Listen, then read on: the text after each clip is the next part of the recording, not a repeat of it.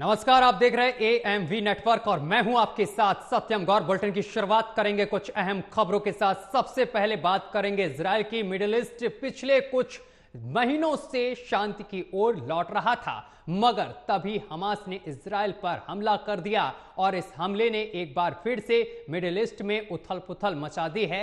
जिस गुटबाजी के खत्म होने के आसार नजर आ रहे थे, वो अब फिर से मजबूत हुआ है और इस हमले को लेकर कहा जा रहा है कि यह बेहद ही सोची समझी चाल के तहत ये आजमाया गया है और अमेरिका, सऊदी अरब और इजराइल के बीच रिश्ते सामान्य करवाने में जुटा हुआ है और इसके बदले में सऊदी अरब को अमेरिका के साथ एक रक्षा समझौता करने का मौका मिलता। ऐसा होने पर सऊदी अरब और ईरान के बीच सुलह के दरवाजे भी बंद हो जाते, जबकि तेहरान वाशिंगटन के खिलाफ रहा है। और वहीं सऊदी अरब अगर इजराइल के करीब जाता है तो इससे ईरान संग उसके सुधर रहे रिश्ते पटरी से उतरते ही साथ फिलिस्तीन का मुद्दा भी ठंडे बस्ते में चला जाता।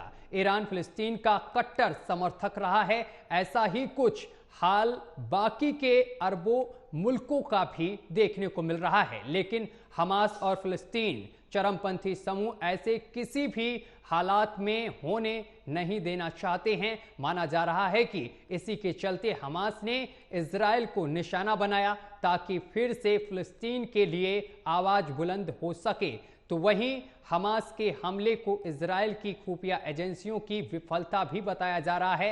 एक्सपर्ट का मानना है कि आखिर इजराइल को इतने बड़े हमले की भनक कैसे नहीं लगी। एक्सपर्ट के मुताबिक पूरा सिस्टम फेल हो गया है। यह सिर्फ एक घटना नहीं है। हमास का यह हमला आपको बताते चले कि पर्ल हार्बर अटैक की याद दिलाता है। यह पूरी तरीके से इजरायली सुरक्षा एजेंसियों की विफलता को दर्शाता है। तो इजराइल पर अटैक किया है हमास ने, लेकिन अब इजराइल भी इसका जवाब दे रहा है। मनराज गुज्जर हमारे साथ जुड़ गए हैं, विदेश मामलों के जानकार हैं। सर, आपका बहुत बहुत स्वागत है एएमवी नेटवर्क पर। मनराज जी, जिस तरीके से हमास ने बीते शनिवार सुबह तड़के इजराइल पर हमला कर दिया, एक साथ करीब 5000 रॉकेट दागे, अब दोनों तरफ से गोलाबारी देखने को मिल रही है। क्या लगता है, इतने बड़े हमले के कर दिया हमास ने इजराइल के ऊपर, लेकिन इजराइल को भनक तक नहीं लगी। इसके पीछे क्या इजरायली सुरक्षा की ये विफलता माना जाए? देखिए सत्यम जी, ये बहुत ही बड़ा मामला है। अंतर्राष्ट्रीय संबंधों में देखा जाए तो सामान्य तौर पर इजराइल की तरफ से पिछले कुछ समय से जो शांति के प्रयास किए गए और उसमें जो पश्चिमी देशों का इंटरवेंशन रहा, तो इजराइल को यह विश्वास दिलाया गया था कि वह सामान्य तौर पर इस प्रकार के विवाद और इस प्रकार के हमलों से बचे। लेकिन जिस प्रकार से हमास ने इजराइल पर हमला किया है, यह हमला सिर्फ इजराइल पे नहीं है, ये हमला उन सारे पश्चिमी देशों पर है जो इन दोनों देशों के मध्य समन्वय बनाने की बात कर रहे थे। और मैं देखिए सत्यम जी, मैं एक बात यहाँ पर और आपको याद दिलाना चाहता हूँ, ये इस्लामिक आतंकवाद का एक नया रूप हमारे सामने देखने को मिला है। ये इस्लामिक आतंकवाद इसलिए है क्योंकि देख जिस प्रकार से, जिस नगनता और जिस दृश्य को हम देख पा रहे हैं इजराइल के अंदर इन लोगों ने किया है, वो वाकई बहुत ही बड़ा घटना है और अंतर्राष्ट्रीय संबंधों में अंतर्राष्ट्रीय संस्थाओं के समक्ष भी ये बहुत बड़ी बात है। लेकिन देखिए, इजराइल की हमेशा से सुरक्षा तंत्र और इजराइल की विदेश नीति के संदर्भ में ये बात हमेशा से देखने को मिली है कि वो सशक्त हैं, मजबूत हैं। लेकिन इजराइल की आंखों में धूल घोंसकर हमास ने जिस प्रकार के कृत्य को अंजाम दिया है, ये पूरी दुनिया के लिए इस्लामिक आतंकवाद का खतरा है। और इस इस्लामिक आतंकवाद के खतरे को अगर ये दुनिया जितना जल्दी जान जाएगी, उतना जल्दी हम अंतर्राष्ट्रीय स्तर पर शांति के प्रयासों को गतिशीलता दे पाएंगे। मनराज गुज्जर, जिस तरीके से ये जंग चल रही है, क्या ये जंग अब लंबी हो सकती है रूस यूक्रेन की तरह? बिल्कुल बिल्कुल, ये जंग है। ये जंग शुरुआत भले ही हमास ने की है, लेकिन मुझे जहां तक लगता है और अंतर्राष्ट्रीय संबंधों के परिदृश्य में मैं इस बात को जितना विश्लेषण कर पाता हूं, उस हिसाब से मुझे लगता है कि इसका अंत इजराइल करेगा। इजराइल के सुरक्षा तंत्र और इजराइल के एक स्थापित व्यवस्था के खिलाफ ये जंग है। ये जंग वहां के मानव अधिकारों के, वहां के लोगों के मानव अधिकारों के उल्लंघन के साथ जुड़ी हुई है और इसीलिए पश्चिमी देशों ने भी खुलकर समर्थन किया है। अब देखिए, अमेरिका ने खुलकर ये बात कहा है कि हम हमास के खात्मे की तरफ आगे बढ़ेंगे, तो मुझे लगता है कि रूस यूक्रेन युद्ध की तरह ये भी एक बड़े वॉर की तरफ जाएगी। लेकिन सामान्य तौर पर एक सहमति जो अंतर्राष्ट्रीय संबंधों के परिदृश्य में इस मामले, इस घटना से हमें देखने को मिलती है कि वो अधिकतर देशों ने अपने आप को इससे तटस्थ कर लिया है, क्योंकि ये घटना एक लोकतांत्रिक प्रणाली और आतंकवादी समूहों के बीच की घटना है। फिलिस्तीन में हमास भले ही अपने प्रवर्तकत्व को बढ़ाने के लिए लगातार प्रयास कर रहा है, लेकिन ये प्रयास इतना छोटा नहीं हो सकता कि आप जाकर अचानक हमला करो और वहां के लोगों के, वहां के मानव अधिकार, वहां के लोगों की हत्या करें, वहां मानव अधिकारों का उल्लंघन करें। तो मुझे लगता है कि ये घटना अपने आप में अप्रिय घटना है और इस घटना में ये युद्ध बढ़ा जाएगा और इस युद्ध में मुझे लगता है कि इस बार हमास और इस्लामिक आतंकवाद के खात्मे की तरफ पूरी दुनिया बढ़ेगी। मनरात गुजर, इजराइल के ऊपर इतना बड़ा हमला हो जाता है, लेकिन इजराइल को एक सुरक्षा के मामले में बहुत बेहद और अच्छा माना जाता है। ऐसे में खुफिया एजेंसी जो उसकी है वो यहाँ पर विफल कैसे हो जाती है? देखिए सत्यम जी, मैंने अभी पहले ही कहा कि ये इजराइल की एक स्थापित व्यवस्था के खिलाफ हमला है और ये इसलिए है क्योंकि पिछले कुछ समय से ये देश शांति के वार्ताएं कर रहे थे। ये देश लगातार इस बात पर फोकस कर रहे थे कि हम शांति प्रयास करेंगे, शांति के लिए इनके बीच में समझौते भी हो रहे थे और पूरी दुनिया में एक मैसेज था कि हाँ, अब ये संघर्ष शांति की तरफ बढ़ेगा और इसमें शांति से सामान्य तौर पर ये अपने विवादों को शांतिपूर्ण तरीके से बातचीत के माध्यम से सुलझाएंगे। लेकिन वही है ना कि जब सोते हुए शेर को जब जगाया जाता है और उसके बाद शेर की जो उखाड़ होती है वो आसपास के छोटे मोटे सभी प्रकार के जानवरों को खत्म कर देती है। मुझे लगता है कि हमास के खिलाफ ये एक बड़ा अभियान चलने वाला है और हमास ने अपनी मुसीबत को खुद अपने हाथों से मोल लिया है। चलिए मनराज जी, बहुत बहुत शुक्रिया आपका हमारे साथ जुड़ने के लिए, तमाम बातचीत करने के लिए। खबरों में आगे बढ़ेंगे। कनाडा में खालिस्तान समर्थक कट्टरपंथी नाकाब कोशिश में जुटे हुए हैं और वह 9 अक्टूबर को पंजाब और कनाडा धन्यवाद दिवस मनाने की तैयारी में जुटे हुए हैं। जानकारी मिलने के बाद पंजाब में केंद्रीय और प्रदेश की खुफिया एजेंसियां सक्रिय हो गई हैं। यह कार्यक्रम ऐसे समय पर किया जा रहा है जब भारत और कनाडा के बीच संबंधों में दरार आई हुई है। दोनों में आतंकवाद के मुद्दे पर टकराव देखने को मिल रहा है। वहीं कनाडा खालिस्तान समर्थक अब भारतीय राजनयिकों की हत्या कराने के लिए उकसा रहे हैं। सिर स्थित श्री गुरु नानक गुरुद्वारे में पोस्टर लगाकर 3 भारतीय राजनयिकों की हत्या की मांग की गई है। ये वही गुरुद्वारा है जिसका अध्यक्ष हरदीप सिंह निज्जर था और इसी गुरुद्वारे के सामने हरदीप सिंह निज्जर की हत्या की गई थी। 21 अक्टूबर को खालिस्तानी समर्थकों ने फिर से वैंकूवर में भारतीय दूतावास के सामने किल इंडिया जैसे नारों के साथ एक बार कार रैली का आयोजन करने का कार्यक्रम बनाया है।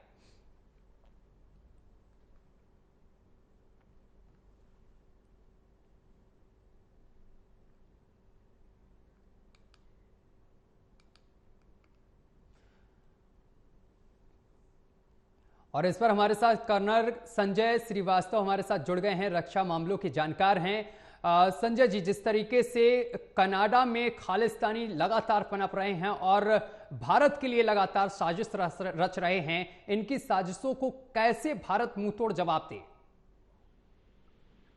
देखिए, जो कनाडा के द्वारा किया जा रहा है भारत के खिलाफ, भारत सरकार की ओर से उसके खिलाफ ऑलरेडी सख्त कदम लिए जा चुके हैं।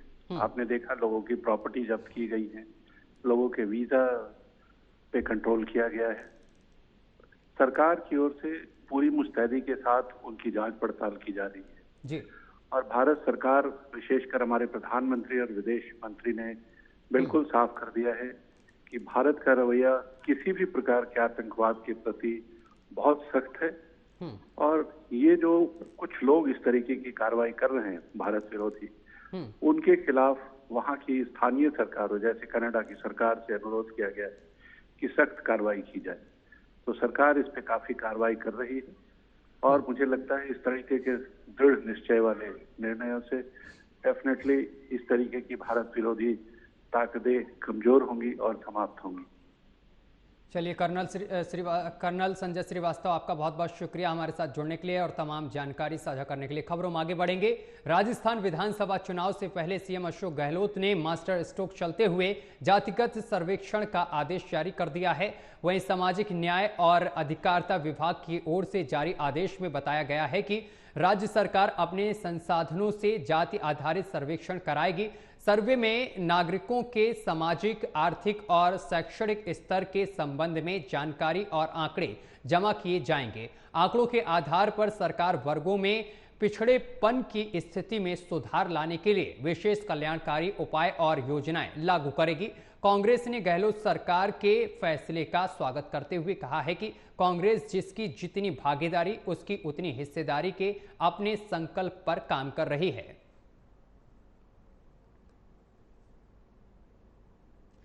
सीएम अशोक गहलोत के जाति जनगणना की घोषणा को सांसद राजवर्धन राठौर ने ध्यान से भटकाने का आरोप लगाया है। बीजेपी सांसद राजवर्धन सिंह राठौर ने कहा है कि राजस्थान के विकास से लोगों को भ्रमित करना मुख्यमंत्री अशोक गहलोत की नीति है।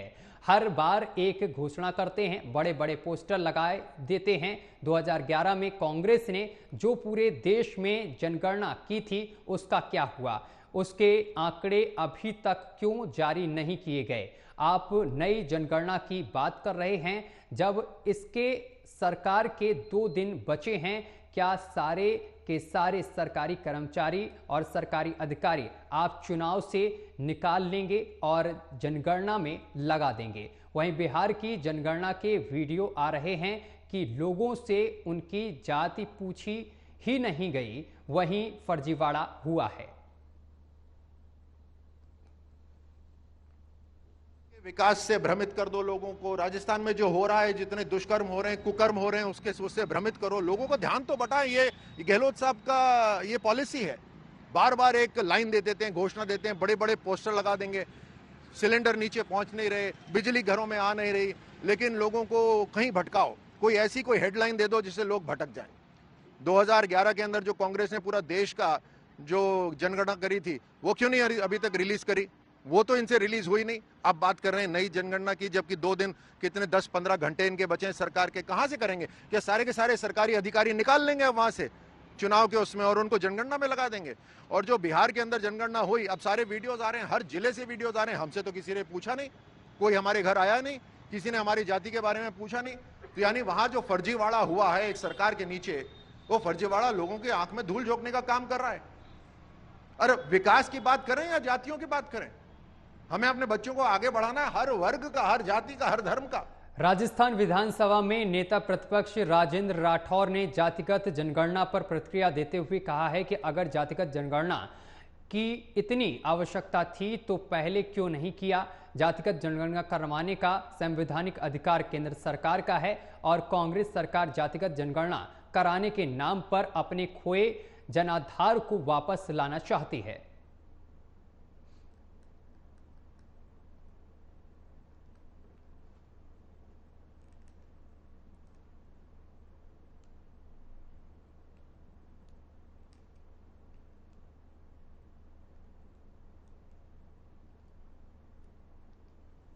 खबरों में आगे बढ़ेंगे। केंद्रीय मंत्री अनुराग ठाकुर ने विपक्षी गठबंधन के नाम पर सवाल खड़े करते हुए कहा है कि विपक्ष के पास अपना भ्रष्ट चेहरा छिपाने के लिए कुछ नहीं बचा है, इसलिए उन्होंने यूपीए का नाम बदलकर इंडिया गठबंधन कर लिया है। जाति जनगणना पर बोलते हुए उन्होंने कहा है कि राहुल गांधी ने ओबीसी समुदाय के लिए जिस तरह के शब्दों का इस्तेमाल किया वह देश के सामने है। जब वे एडमिनिस्ट्रेशन में विफल हो गए हैं तो अब वे जाति के बारे में बात कर रहे हैं। वहीं मोदी सरकार गरीबों के लिए काम करने के लिए प्रतिबद्ध है।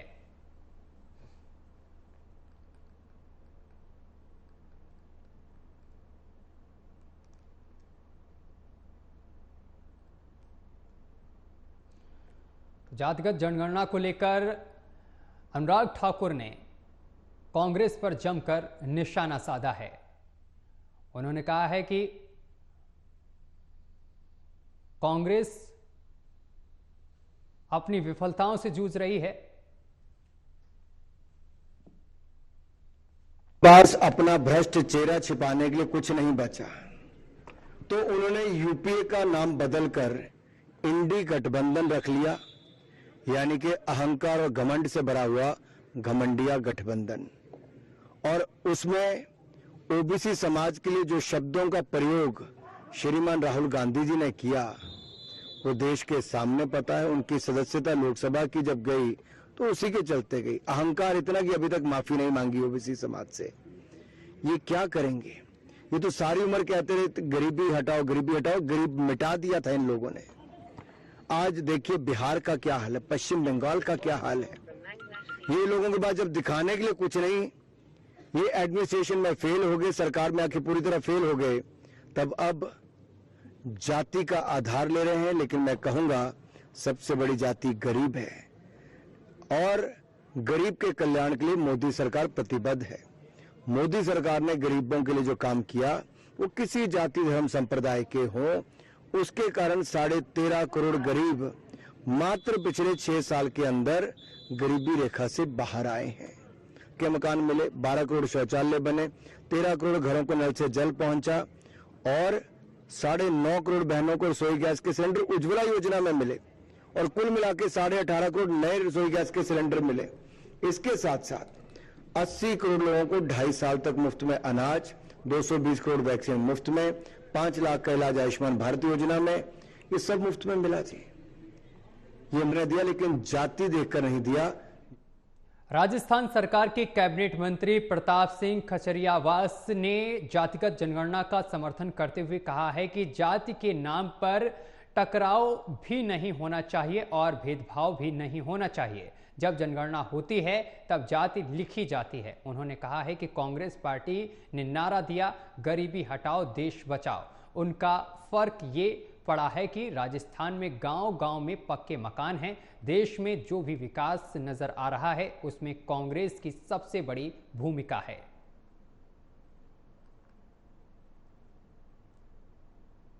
जाति को अधिकार, जातिगत नाम पर टकराव भी नहीं होना चाहिए, भेदभाव भी नहीं होना चाहिए, यही तो संविधान है हमारा। लेकिन यदि हमारी जनगणना होती है तो उसमें जाति भी लिखी जाती है और जाति और गांव का नाम सब लिखते हैं। ऐसे में जातिगत जनगणना की घोषणा मुख्यमंत्री अशोक गहलोत जी ने की है। यदि जनगणना हो जाएगी तो उससे क्या हो जाएगा? जनगणना, राहुल गांधी जी ने भी ये बात कही, तो जातिगत जनगणना होगी। लेकिन एक बात तय है, कांग्रेस ऐसी पार्टी जिसने नारा दिया गरीबी हटाओ देश बचाओ, उसका फर्क ये पड़ा गांव-गांव में आज झोंपड़ी नहीं पक्के मकान है। हर गांव में लोगों को अधिकार मिला, सबको रोजगार मिला। रोजगार गारंटी कानून कांग्रेस लेकर आई और पूरा जो देश में डेवलपमेंट नजर आ रहा है उसमें कांग्रेस की सबसे बड़ी भूमिका है। इसलिए सिर्फ राजनीति में ये बात करना कि गरीब और अमीर, हम भी जानते हैं गरीब और अमीर दोनों के बीच में खाई नहीं रहनी चाहिए, जाति के नाम पर टकराव नहीं होना चाहिए। लेकिन जातिगत जनगणना हर जाति को अधिकार बढ़ाने के लिए, हर जाति का जीवन स्तर ऊंचा उठाने के लिए हमने ये जातिगत जनगणना करा रहे हैं। लेकिन ये तय बात है कि जाति के आधार पर ऐसा तो हो नहीं रहा कि कोई भेदभाव हो रहा है, सबको अधिकार दे रहे हैं और उसी रास्ते पर कांग्रेस आगे चलेगी। ये बात करना कि गरीब और अमीर, हम भी जानते हैं। चलिए खबरों में आगे बढ़ेंगे। अब बात करेंगे हरियाणा की। करनाल में सीएम, आपको बताते चले कि मनोहर लाल खट्टर ने हरियाणा में जातिगत जनगणना कराने से साफ इनकार कर दिया है। सीएम मनोहर लाल ने कहा है कि जिस प्रकार की मांग बाकी प्रदेशों में है, ऐसा कोई मांग हमारे यहाँ नहीं है। हमारे यहाँ मांग इसलिए नहीं है क्योंकि हमारे यहाँ समाज के हर वर्ग में जरूरतमंद की पहचान कर ली गई है और ये जाति से ऊपर उठकर किया गया है। देखिए, हमारे यहाँ जिस प्रकार की मांग बाकी प्रदेशों में है, ऐसी कोई मांग नहीं है। इसलिए नहीं है कि हमने अपने यहाँ समाज के हर वर्ग में जो नीडी आदमी है, जो गरीब है, उसकी पहचान पहले से कर ली है। वो कास्ट बेस से भी ऊपर उठ करके की है।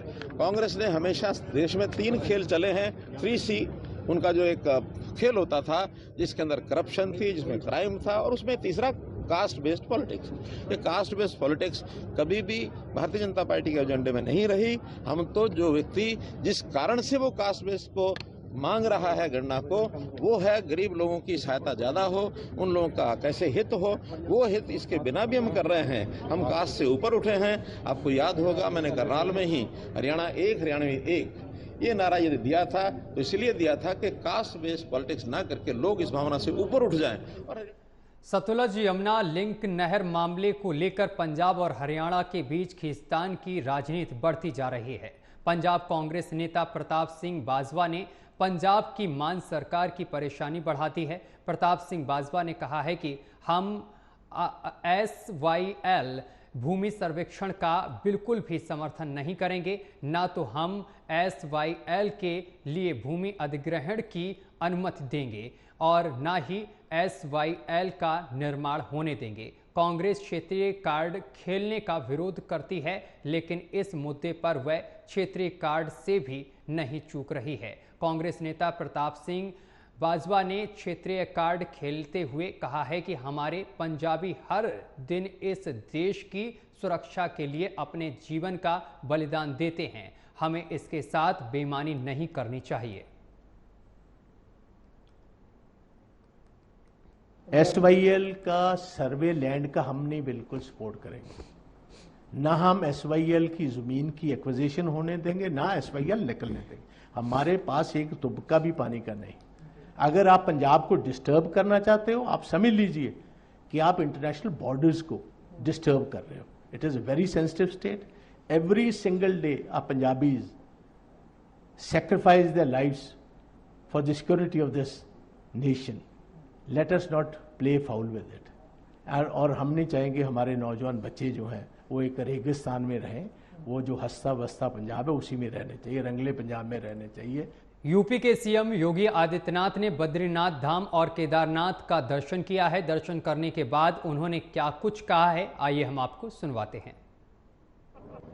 श्री बद्रीनाथ धाम और श्री केदारपुरी के इन पवित्र तीर्थों का दर्शन करने का सौभाग्य मुझे प्राप्त हुआ।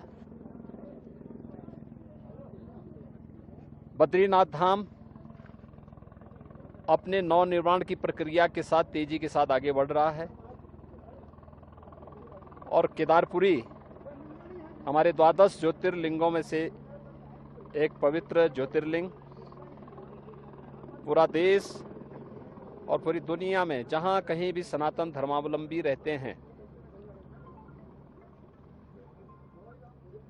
वे सभी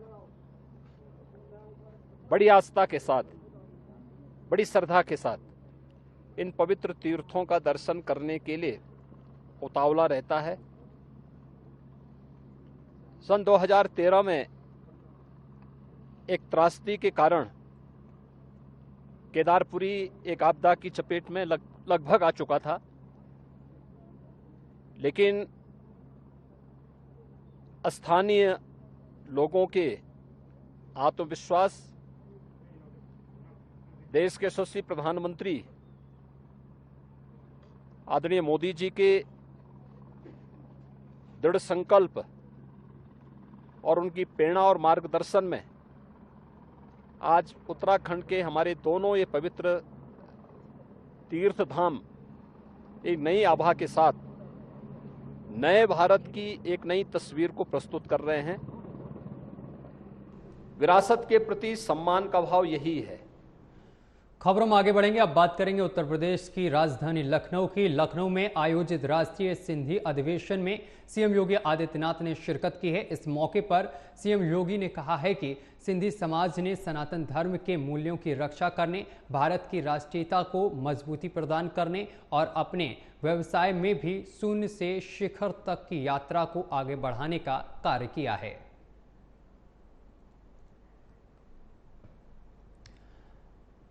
उत्तर प्रदेश के गाजियाबाद से खबर सामने निकल कर आ रही है। गाजियाबाद के कोतवाली इलाके में एक युवक पर अपनी नाबालिग भांजी के साथ अश्लील हरकत करने और उसके बाद गला घोंटकर हत्या करने का आरोप लगा है।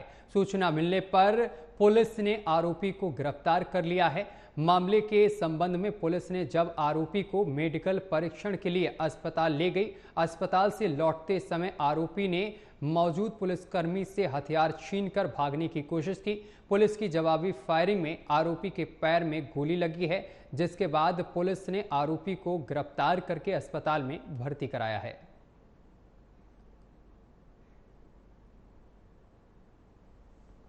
एक 27 वर्षीय युवक ने अपनी ही भांजी जो कि 7 वर्ष थी, भांजी के साथ अश्लील हरकत करने के बाद उसका गला घोंटकर हत्या कर दी थी। पुलिस ने तुरंत ही घटना का संज्ञान लेते हुए सूचना धाराओं में एफआईआर पंजीकृत की थी और अभियुक्त को गिरफ्तार कर लिया था। इसी क्रम में अभियुक्त का मेडिकल परीक्षण करने के लिए उसे एमएमजे अस्पताल लेके गए थे। वापस लेते मेडिकल परीक्षण के बाद जब उसे अस्पताल से वापस ले आ रहे थे, तभी उसने जो उसके साथ पुलिसकर्मी थे उनका पिस्टल छीनकर भाग जाने की कोशिश की। इसी के दौरान उसने पुलिस के ऊपर फायरिंग भी कर दी। पुलिस ने आत्मसंरक्षणार्थ जो फायरिंग की उसमें उसके पैर में गोली लगी और वो घायल हो गया। पुलिस ने उसको जो घायल अभियुक्त है उसको उपचार के लिए अस्पताल भेज दिया है और आगे की अग्रिम विधिक कार्रवाई। और चलिए बुलेटिन में अभी के लिए बस इतना ही। देश दुनिया की तमाम खबरें देखने के लिए देखते रहिए AMV नेटवर्क।